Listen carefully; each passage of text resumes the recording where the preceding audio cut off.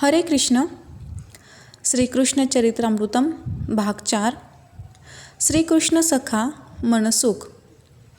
यमुना के किनारे जो विशाल अनुष्ठान चल रहा था, ऋषि शांडिल्य के सानिध्य में नंदराय को पुत्र प्राप्ति हो, इसी कामना से ये आयोजित था। पर वहाँ एक आश्चर्यजनित घटना घट गई। सब चकित होकर पूर्व दिशा की ओर देखने लगे थे। श्वेतकेश, श्वेत वस्त्रों में वो अत्यंत तेजस्विनी थी। हे तात विदुर जी, उन माता को देखते ही स्वयं महर्षि शांडिल्य ने भी प्रणाम किया था। नंदराय उठ गए थे अपने आसन से। नंदराय ने अत्यंत विनम्र भाव से नमन किया और आसन भी दिया। यशोदा जी ने चरण छुए। उन माता ने यशोदा जी के सिर में हाथ रखा और आशीष दिया। हे तात विदुर जी, उन माता के साथ एक बालक भी था जो उनके समान ही तेजस्वंत था। गौरवर्ण, मस्तक में ऊर्ध्वपुंड लगाया नहीं था, जन्मजात ही था। हमारा अहोभाग्य कि आप यहाँ पधारी माते। महर्षि शांडिल्य ने स्वागत किया। हे नंदराय, हे महान तपस्विनी माता पौर्णमासी, भगवान विश्वनाथ की पवित्र भूमि काशी में इनका जन्म हुआ है। महान विद्वान ऋषि सांदीपनी इनके छोटे भाई हैं, जो काशी छोड़कर महाकाल की छत्रछाया उज्जैन में वास कर रहे हैं। ऋषि शांडिल्य ने संक्षिप्त सा परिचय दिया। माता पौर्णिमा का सिर झुकाकर नंदराय ने कहा, हम गोप कुमारों का ये सौभाग्य है कि आपका यहाँ पदार्पण हुआ। ये आपका बालक बहुत सुंदर है। यशोदा जी ने माता पौर्णमासी के साथ आए बालक के बारे में कहा। ये आपका पुत्र है माते? पूछा। हंसी पौर्णमासी, ए नंदगेहनी, ये मेरा बालक है, पर मेरा जाया नहीं है।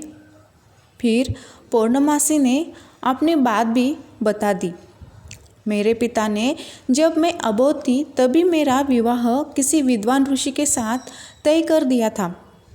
वचन दे दिया उस ऋषि को, पर कुछ ही समय बाद उन ऋषि का देहांत हो गया। पर जाते जाते उनकी पूर्व पत्नी से जो बालक था वो पालने ही मुझे ही दे दिया। ये वही बालक है, मैं इसे ले आई थी। पौर्णमासी ने अपनी बात कहानी जारी रखी। हे नंदगेहनी, इस बालक का नाम मनसुख है। मैंने ही रखा है।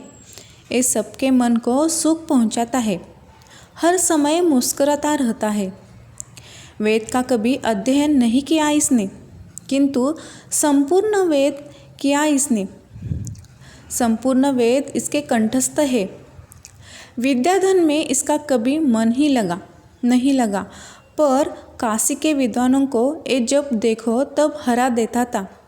मैं चकित थी।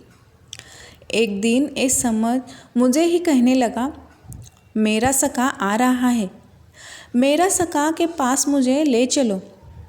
मैंने पहले तो इसकी बातों में विश्वास ही नहीं किया, पर ये सपने भी ऐसे ही देखने लगा था। ये बार बार सपने में कहता, कन्हैया मैं आ रहा हूँ, मैं आ रहा हूँ, मैं कुछ ही दिनों में तेरे पास पहुँच रहा हूँ। हे ब्रजेश्वरी, मैं ये सब देखकर चौंक जाती थी। ये मुझे शुरू से ही कुछ विचित्र सा तो लगता था, क्योंकि काशी में त्रिपुंड सब धारण करते हैं, पर ये ऊर्ध्वपुंड जन्मजात ही इसके मस्तक से विराजमान था। रुद्राक्ष इसको कभी प्रिय नहीं रहा। वैसे देखा जाए तो मैं विशुद्ध शैव हूँ। मेरे पिता शैव थे, इसके पिता भी शैव थे। मेरे भाई सांदीपनी भी शुद्ध रूप से शैव ही है, किंतु ये तुलसी की माला इसे प्रिय लगे। एक दिन भगवान विश्वनाथ ने मुझे ध्यानावस्था में कहा, हे पौर्णमासी, ये बालक जिसका नाम मनसुख है, ये गोलोक से आया है अनादिकाल से ये श्री कृष्ण का ही सखा है। इसे तुम साधारण मत समझो।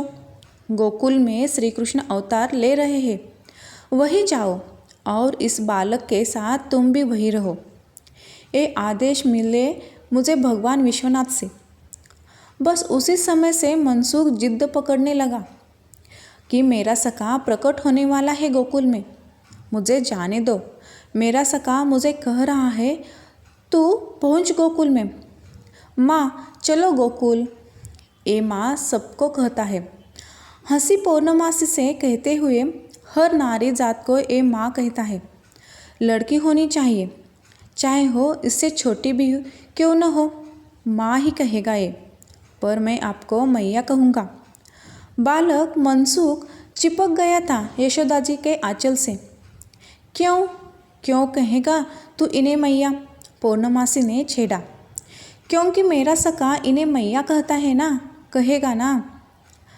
बस मैं ले आई हूँ इसे, पूर्णिमासी ने कहा यशोदा जी से। आपके लिए अतिथि गृह में व्यवस्था कर देती हूँ। यशोदा जी बोली, ना मैं अतिथि बनकर नहीं आई हूँ, मैं तो अब अपने पुत्र के साथ यही रहूँगी। जीवन पर्यंत में ब्रजवास करने आई हूँ। हमारे अहोभाग्य साष्टांगन लेट गए थे। नंदराय जी ने माता पूर्णिमासी के चरणों में, एक झोपड़ी हमारे लिए बनवा दो, मैं मात्र गोदुग्ध पीऊँगी। पर मेरा ये पुत्र मनसुख, मैया भूख लगी है। मनसुख ने तुरंत कह दिया यशोदा जी से, इसको भूख बहुत लगती है। इसलिए नंदराय आनंदित हो उठे।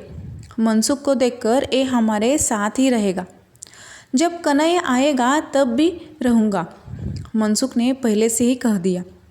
चलो नंदराय जी, अब तो पक्का हो गया कि आपकी संतान होगी ही और कोई दिव्य चेतना अवतरित होने वाली है।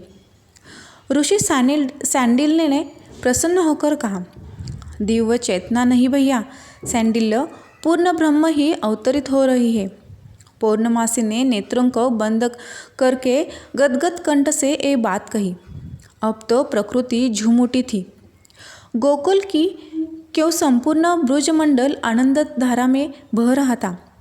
अकारण सबको प्रसन्नता होने लगी थी। अकारण सब आनंदित हो उठे थे।